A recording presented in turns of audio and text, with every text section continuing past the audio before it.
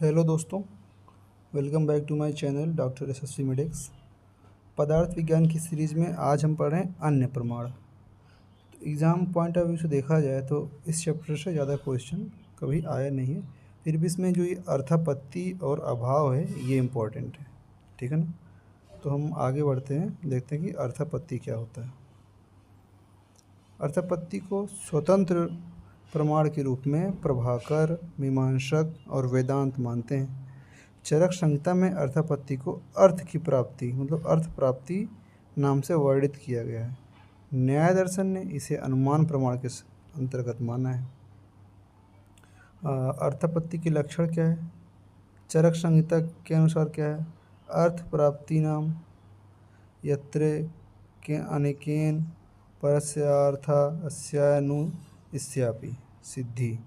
जब एक विषय के कहने से दूसरे न कहे हुए विषय का ज्ञान हो जाए तो उसे अर्थ प्राप्ति कहते हैं, ठीक है ना। अर्थ प्राप्ति, चरक संहिता ने अर्थ प्राप्ति को अर्थ प्राप्ति के नाम से वर्णित किया है। The conclusion that can be drawn from something although it is not explicitly stated is implication. अर्थापत्ति की भेद क्या है? दृष्ट अर्थापत्ति, श्रित अर्थापत्ति, ठीक है ना। इसकी एग्जाम्पल क्या है? उदाहरण, यह व्याधि संतर्पण साध्य नहीं है। ऐसा कहने पर यह अर्थ प्राप्त होता है कि यह व्याधि अब अपतर्पण साध्य है। ये संतर्पण साध्य नहीं है, ये अपतर्पण साध्य है। इस रोगी को दिन में नहीं खाना चाहिए। ऐसा कहने पर यह अर्थ प्राप्त होता है कि उसे रात में खाना चाहिए, ठीक है ना। न नक्तम दधि भुंजित, रात में दही का सेवन नहीं करना चाहिए। इसका अर्थ है कि दही का सेवन दिन में किया जा सकता है, ठीक है ना। बहुत सिंपल है ये अर्थापत्ति। अब आते हैं अभाव। अभाव मतलब जिसकी सत्ता ना हो, है ना। अनुपलब्धि, नॉन एग्जिस्टेंस। अभाव या अनुपलब्धि को स्वतंत्र प्रमाण के रूप में वेदांत, पौराणिक, तांत्रिक और काव्यशास्त्र मानते हैं। अन्य दर्शनों ने इसे प्रत्यक्ष और अनुमान प्रमाण के अंतर्गत माना है। अभाव के लक्षण क्या हैं? अभाव का शाब्दिक अर्थ है किसी वस्तु का ना होना, ना। एक सत असत था, जिसकी सत्ता थी वो सत था, जिसकी सत्ता नहीं थी वो असत था। अभाव मतलब कोई चीज़ ना होना, है ना। इस प्रमाण से हमें विषयों के अभाव का ज्ञात होता है। कुमारिल भट्ट के अनुसार क्या है? अभाव ज्ञान प्रत्यक्ष से नहीं होता क्योंकि वहाँ विषयों का इंद्रियों से संबंध नहीं होता। अभाव के साथ लिंग की व्याप्ति नहीं होती, अतः अनुमान भी नहीं हो सकता। अब चरक संहिता के अनुसार क्या है? ये इंपॉर्टेंट, इसको आप देखिए। स्पर्श इंद्रिय विज्ञेय स्पर्शो ही सा विपर्याय। स्पर्श और उसका विपर्याय अर्थात स्पर्श का ना होना, इन दोनों का ग्रहण स्पर्श इंद्रिय से ही होता है। जो इंद्रिय जिस विषय का ग्रहण करते हैं वही इंद्रिय उस विषय के अभाव का भी ग्रहण करते हैं। जैसे हमने जब इंद्रिय पंचक पढ़ाया था तो उसमें ये चीज़ अच्छे से एक्सप्लेन किया था, ठीक है ना। The knowledge of non availability is अभाव मका। अभाव का उदाहरण क्या है? एग्जाम्पल, वमन आदि कर्मों का अयोग अभाव का उदाहरण है। यहाँ हमें वमन आदि के सम्यक योग के अभाव का ज्ञान होता है। There is no chalk in the class, here is knowledge of non existence of chalk in the class. संभव इंक्लूजन। संभव को स्वतंत्र प्रमाण के रूप में पौराणिक और तांत्रिकार मानते हैं। न्याय दर्शन ने इसे प्रत्यक्ष और अनुमान प्रमाण के अंतर्गत माना है। आगे बढ़ते हैं। संभव के लक्षण क्या क्या हैं? जब किसी विषय का वर्णन किया गया है और यदि उस विषय के अन्य सभी सूक्ष्म भागों का भी ज्ञान होता है तो उसे संभव कहते हैं।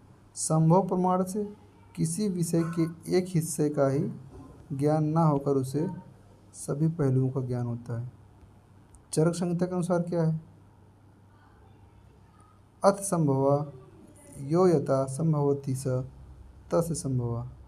जो जहाँ से उत्पन्न होता है उसे वह उसका संभव है। The source from which anything originate is regarded as संभव। ठीक है, इसके उदाहरण क्या है, एग्जाम्पल क्या है। शोथ कहने पर केवल शोथ के रूप का ही ज्ञान ना होकर उसके साथ उसकी उष्णता, रक्तवर्ण और वेदना का भी ज्ञान होना संभव है। When the word mirror is said, we get knowledge of its glass, wooden frame and other aspect too. चेष्टा क्या है, जेस्चर। चेष्टा चेष्टा को स्वतंत्र प्रमाण के रूप में तांत्रिक मानते हैं। न्याय दर्शन ने इसे अनुमान प्रमाण के अंतर्गत माना। सब चीज़ वही घुमा फिरा के, है ना। चेष्टा के लक्षण क्या है। मन के भाव मन के भाव बताने वाले अंगों की गति को चेष्टा कहते हैं। शरीर की एक विशिष्ट प्रकार की हलचल कर अपने भाव को व्यक्त किया जाता है। इन चेष्टाओं से ज्ञान की उत्पत्ति होती है, इसलिए इसे प्रमाण माना गया। चेष्टा के क्या उदाहरण हैं। चेष्टा उदाहरण क्या है, काश्यप संहिता के वेदना अध्याय में बालक की विविध चेष्टाओं से उसकी वेदनाओं का ज्ञान करने के लिए कहा गया है। If child is suffering from headache, the child roll the head too much and close the eyes. One should know about ear edge if the child touch ear with both the hand. ये वाला experiment हम लोग जब बचपन में थे तब किए होंगे कि कहते थे इस कान से हाथ ले जाओ, उस कान को पकड़ो, है ना, ये सब था। फिर क्या, परिशेष, एलिमिनेशन। परिशेष को स्वतंत्र प्रमाण के रूप में केवल काव्य शास्त्र मानता है। न्याय दर्शन इसे अनुमान प्रमाण के अंतर्गत मानता है। इसलिए हमने बताया था कि अनुमान प्रमाण जो है बहुत इंपॉर्टेंट, पीछे पढ़ाए हैं, आप देख सकते हैं। अब आ गया है परिशेष के लक्षण। परिशेष का शाब्दिक अर्थ है बचा हुआ तत्व। परिशेष किसी समुदाय से जो विषय अयोग्य अवांछित है उन्हें अलग कर योग्य वांछित विषय को प्राप्त करना परिशेष है। The process of getting desired object by eliminating undesired object from a group is called परिशेष। इसके उदाहरण के एग्जाम्पल, जैसे किसी ने बकरी देखी पर भेड़ नहीं देखी। ऐसे व्यक्ति को भेड़ बकरियों के समुदाय से भेड़ों को ढूंढने के लिए सभी बकरियों का पृथक करना होगा। ऐसे करने से भेड़ों को प्राप्त करेगा, उसे परिशेष कहते हैं। अब देखते हैं इतिहास। रामायण, महाभारत, वेदादि में इतिहास प्रमाण का उल्लेख मिलता है। आयुर्वेद ने इसे स्वतंत्र प्रमाण नहीं माना है। किसको, इतिहास को। इतिहास का लक्षण क्या है। इतिहास शब्द का प्रयोग दो अर्थों में किया जाता है। यह विगत काल की, मतलब जो पुरानी घटनाएं और उन घटनाओं के विषय में धारणा, परंपरा से प्राप्त उपाख्यान समूह का ऐतिहासिक साक्ष्य कहते हैं। इसके उदाहरण क्या है।